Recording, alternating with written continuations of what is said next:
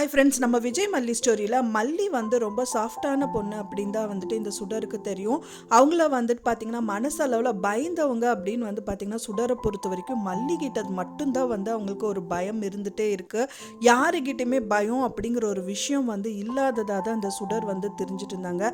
மெயினாக வந்து பார்த்திங்கன்னா அன்னபூர்ணி அம்மா வேணாலும் பார்த்து கொஞ்சம் பயப்படுவாங்களே தவிர, ஆனால் இந்த மனோகரும் சரி, அவங்க கதிரேஷன் அண்ட் நிஷா அவங்க கிட்ட எல்லாம் துளி கூட பயம் இல்லாமல் தான் இந்த சுடர் வந்து இருந்துட்டு இருந்தாங்க.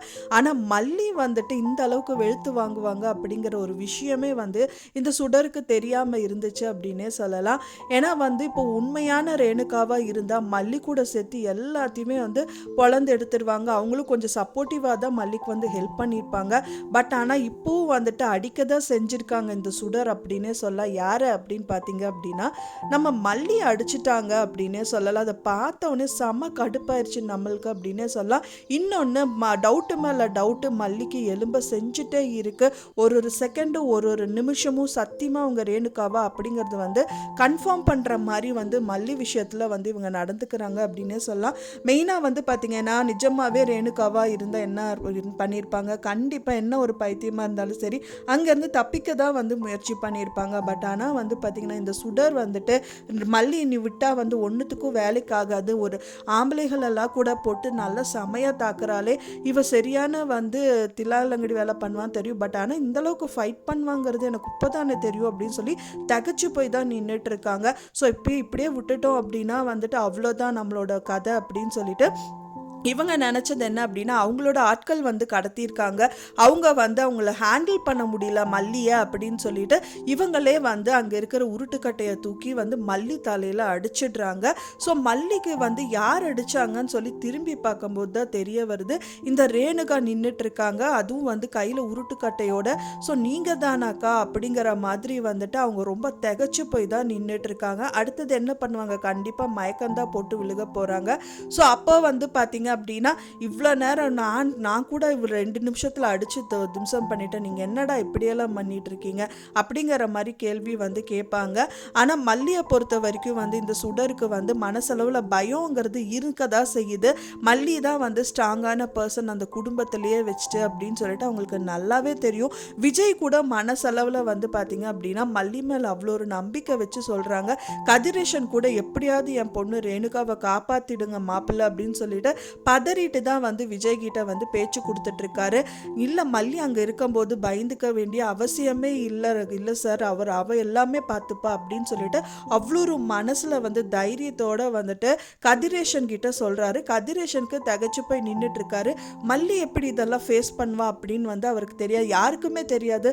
அவங்கள வந்து ரொம்ப சாஃப்டான பர்சனாக தான் எல்லாருமே பார்த்துருக்காங்க. ஆனால் பிரச்சனை அப்படின்னு ஒன்று வந்துட்டா அவங்க மாதிரி யாருமே இருக்க மாட்டாங்க அப்படிங்கிறது வந்து விஜய் மல்லிக்கு மட்டும்தான் தெரியும், வெண்பா குட்டிக்கும் தெரியும், வேறு யாருக்குமே தெரியாது அப்படின்னே சொல்லலாம். ஸோ அந்த விதத்தில் வந்து பார்த்திங்கன்னா மல்லியை வந்து ரொம்ப புரிஞ்சு வச்சுக்கிறது ரொம்பவே சந்தோஷமாக இருக்குது அப்படின்னே சொல்லலாம். இன்னொரு விஷயமா வந்து பார்த்திங்க அப்படின்னா கதிரேஷன் வந்துட்டு ரொம்பவே திகச்சு போய் தான் இருக்காரு. என்ன தான் பண்ணலாம் மாப்பிள்ள, டாக்டர்கிட்ட சொல்லியிருக்கேன், சாரி போலீஸ்கிட்ட சொல்லியிருக்கேன், ஆனாலும் வந்துட்டு எந்த ஒரு தகவலுமே இப்போ வரைக்குமே வரலையே அப்படிங்கிற மாதிரியெல்லாம் நினச்சிட்டு இருக்காரு. அப்போ தான் வந்துட்டு விஜய் சொல்கிறாரு, நீங்கள் எதுவும் பயந்துக்காதீங்க, கண்டிப்பாக போலீஸ்கிட்ட இருந்து தகவல் வரும், நம்ம போய் அங்கே அவங்கள வந்து அவங்கள கண்டிப்பாக கையும் காலுமாக பிடிச்சிடலாம் அப்படிங்கிற மாதிரி கதிரேஷனுக்கு வந்து ரொம்ப ஊக்கமாக வந்துட்டு விஜய் பேசிகிட்டு இருக்காரு அப்படின்னே சொல்லலாம். ஊக்கமாக பேசினா கூட மனசளவில் கதிரேஷன் வந்து பார்த்தீங்க அப்படின்னா வந்துட்டு ரொம்ப பயந்துட்டே தான் இருக்காரு. அவங்க பொண்ணு என்ன ஆவாங்க அப்படிங்கிற ஒரு பயத்திலே தான் நடுங்கிட்டு இருக்காரு.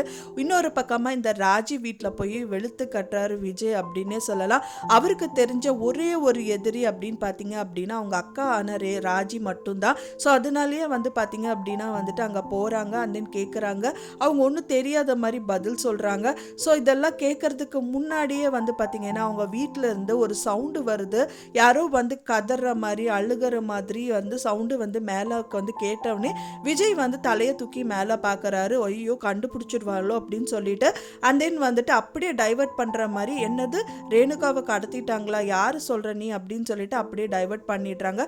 ஸோ அங்கேருந்த கத்தி, டைனிங் டேபிளில் இருக்கிற கத்தி எடுத்துகிட்டு வந்து இந்த ரஞ்சிதாவோட கழுத்தை வந்துட்டு பார்த்தீங்கன்னா சீவிடுவேன் அப்படின்னு சொல்லிட்டு விஜய் வந்து நின்றுட்டு இருக்காரு. ஸோ இந்த மாதிரி விஷயங்கள் எல்லாமே நடந்துட்டுருக்கு. இன்னொரு விஷயம் என்னன்னு பார்த்தீங்க அப்படின்னா வந்துட்டு அங்கே போயிருக்கும்போது இவருக்கு வந்து கண்டிப்பாக ஒரு விஷயத்த வந்துட்டு பிடிக்கிற மாதிரி ஒரு விஷயமும் அங்கே நடந்துட்டுருக்கு. என்னன்னு பார்த்தீங்க அப்படின்னா அங்கே தீபாவை வந்து கடத்தி வச்சிருக்கா இந்த ராஜி. விஜய் பொறுத்த வரைக்கும் வந்து பார்த்தீங்கன்னா மல்லியும் சரி இந்த ரேணுகாவும் வந்து இந்த ராஜி தான் கடத்தி வச்சிருக்காங்க அப்படின்னு சொல்லிட்டு தான் அங்கே போயிருக்காரு. பட் ஆனால் கடத்தி வச்சது உண்மையாக பார்த்தீங்கன்னா இந்த தீபாவும் மட்டும்தான் அப்படிங்கிறது அவருக்கு தெரியல. இன்னொன்று வந்து பார்த்தீங்கன்னா நிஷாவும் அவங்க வீட்டில் இருக்காங்க. ஸோ இந்த ரெண்டு விஷயம் அவருக்கு தெரிஞ்சது அப்படின்னாலே போச்சு, கண்டிப்பாக கதிரேஷன் கிட்ட போய் சொல்லிடுவார். ஸோ இவர் வராரோ இல்லையோ வந்து கதிரேஷன் அவங்க வீட்டில் வந்து நிற்பாங்க. ஸோ இந்த மாதிரி விஷயங்கள் எல்லாமே வந்துட்டு இருக்குது. பட் ஆனால் அவங்க வந்து கண்டிப்பாக இப்போ வெளிப்படையாக காமிக்க மாட்டாங்க. எந்த ஒரு இப்போ இருக்கிற சூழ்நிலையில் மல்லியும் அந்த ரேணுகாவை காப்பாற்றினா போதும் அப்படின்னு தான் விஜய் வந்து நினைக்கிறாரு. அந்த சவுண்டு கூட வந்து பார்த்தீங்க அப்படின்னா வந்து மல்லி கடத்தி வச்சிருப்பாங்களோ அப்படிங்கிற மாதிரி தான் அவருக்கு தோணியிருக்கலாம். தீபா அப்படின்னு கண்டிப்பாக அவருக்கு தெரியாது. ஏன்னா இவங்க பண்ணுற விஷயங்கள் எதுவுமே வந்து லீக் ஆகாத மாதிரி தான் இவங்களும் வந்துட்டு எல்லாமே மறைச்சு வச்சுட்டு இந்த விஷயங்கள் எல்லாமே பண்ணிட்டு இருக்காங்க. ஸோ அதனால அடுத்தபடியாக என்ன பண்ணுவாங்க அப்படின்னு பார்த்தீங்கன்னா போலீஸ்கிட்ட இருந்து தகவல் வந்திருக்கு. ஸோ என்ன அப்படிங்கிறது நெக்ஸ்ட் வீடியோவில் பார்க்கலாம். ஃப்ரெண்ட்ஸ், நீங்கள் என்ன நினைக்கிறீங்க அப்படின்னு சொல்லிட்டு உங்களோட கருத்துக்களை மறக்காமல் எனக்கு கமெண்ட்டில் ஷேர் பண்ணுங்கள். நான் சொன்ன இந்த தகவல் உங்களுக்கு பிடிச்சிருந்தா மறக்காமல் லைக் பண்ணுங்கள், ஷேர் பண்ணுங்கள், கமெண்ட் பண்ணுங்கள், சப்ஸ்கிரைப் பண்ணுங்கள். மேலும் இன்னொரு மல்லி சீரியல் அப்டேட்டோட நெக்ஸ்ட் மீட் பண்ணுறேன். தேங்க்ஸ் ஃபார் வாட்சிங் மை வீடியோ ஃப்ரெண்ட்ஸ். நெக்ஸ்ட் வீடியோவில் பார்க்கலாம்.